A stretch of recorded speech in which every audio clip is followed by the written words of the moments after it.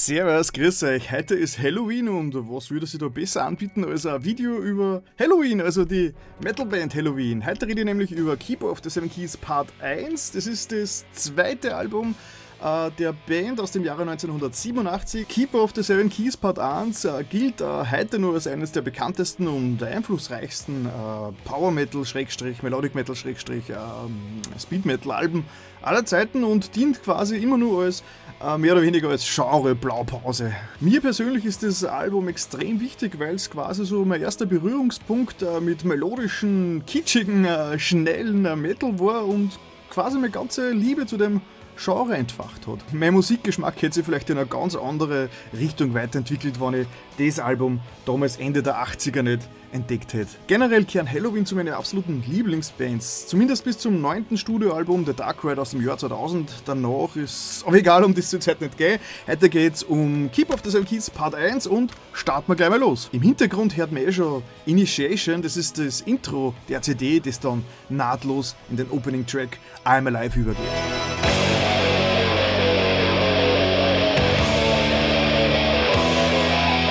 Der Song ist quasi das Debüt vom Stimmwunder Michael Kiske an der berühmtesten und legendärsten Metal-Sänger überhaupt.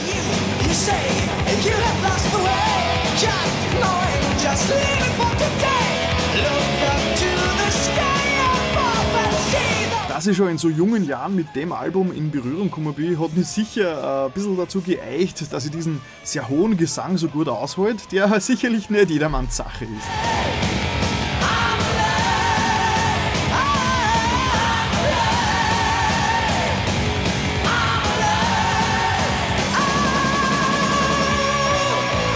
Bis heute bin ich ein Riesenfan von den typischen Halloween-Solos, also schnelle, sehr melodische Solos, die Halloween damals so ein bisschen den Ruf eingebracht haben, dass sie Kindermelodie-Metal spielen.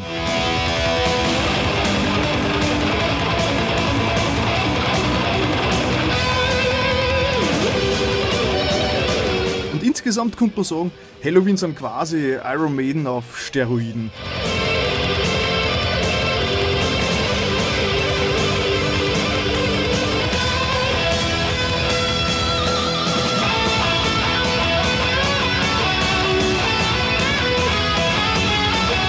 Track Nummer 3, also A Little Time, ist verglichen mit den anderen Liedern schon fast eine Mid-Temp-Nummer, wo der Michi Kiske beeindruckend seine stimmliche Bandbreite herzeigt.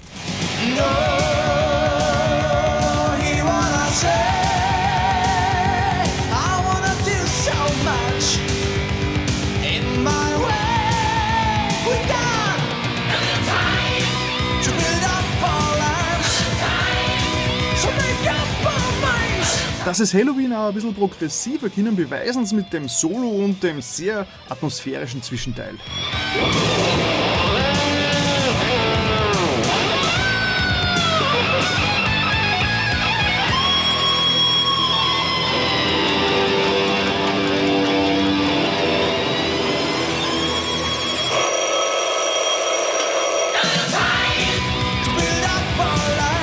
Der nächste Track, Twilight of the Gods, ist hingegen wieder ein typisches Halloween-Hochgeschwindigkeits-Kinderlied.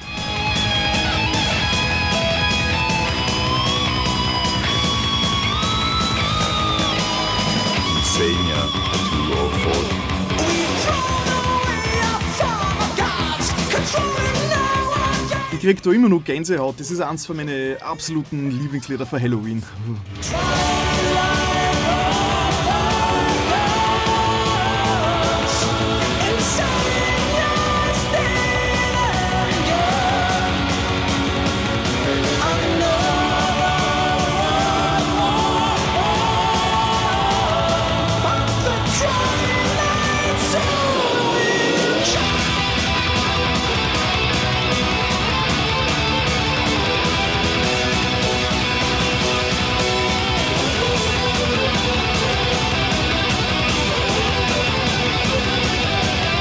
Track 5, A Tale That Wasn't Right, ist hingegen eine typische, kitschige Power-Ballade, bei der daher Kiske herzagt, dass er die tiefen Register beherrscht.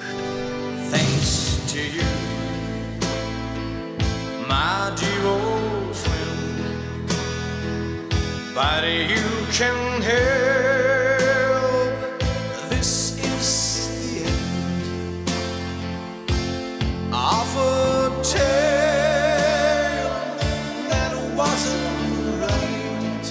Die meisten Metal-Balladen gehen mir zwar eher auf die Nerven, aber A Tale That Wasn't Right ist richtig, richtig gut. Es trifft wahrscheinlich sogar meinen speziellen Kitschen-Nerv ziemlich genau.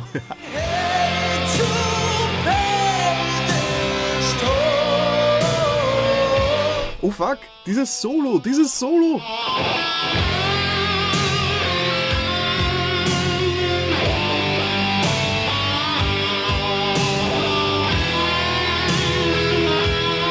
Future World kennen wahrscheinlich die meisten, es ist einer der größten Hits von Helloween überhaupt und es wird wahrscheinlich sogar heute noch als 1:1 Blaupause für den typischen Melodic Metal Single Auskopplungshit verwendet.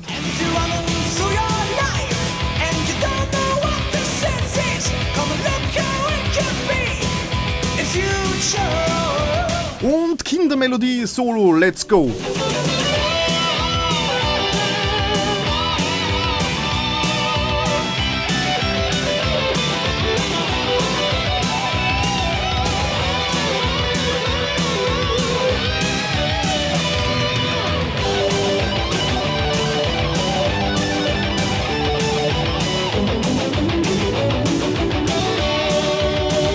Jo, und somit waren wir schon beim Titeltrack des Albums, bei Helloween, aber nicht mit einem E wie die Band, sondern mit einem A wie das Event, das heute gerade ist.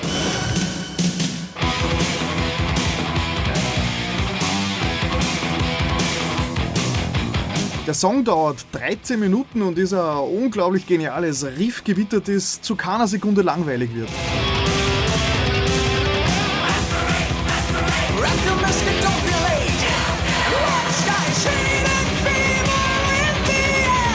Ihr habt es euch vielleicht schon gedacht, das Album heißt Keeper of the Seven Keys Part 1, also es gibt da einen Part 2, der ist ein Jahr später rausgekommen, 1988, und in meinem Freundeskreis streiten wir immer nur darum, welcher der Titelsongs für diese beiden Alben jetzt besser ist, Helloween auf Part 1 oder Keeper of the Seven Keys auf Part 2. Welcher gefällt euch besser? Schreibt es unten in die Kommentare. Und jetzt fängt der Zwischenteil an, bei dem sie Helloween richtig ausdrückt haben. Der Teil dauert über 7 Minuten, also mehr als die Hälfte von dem Lied besteht nur aus Solo und Zwischenteil. Und der besteht einfach aus unzähligen geilen Teilen.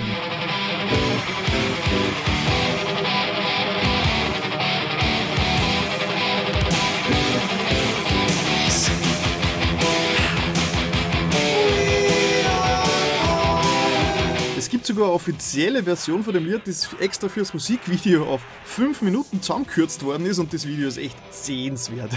Ich hab's unten verlinkt.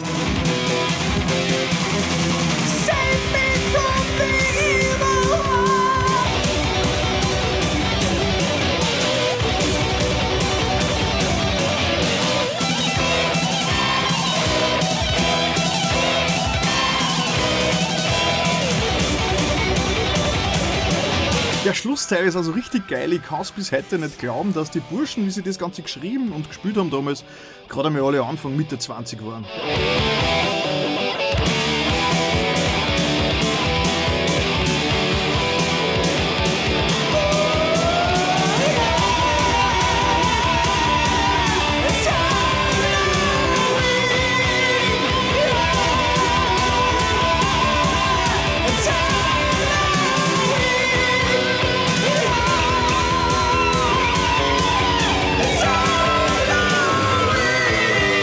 Somit waren wir auch schon beim Outro angelangt mit Follow the Sign.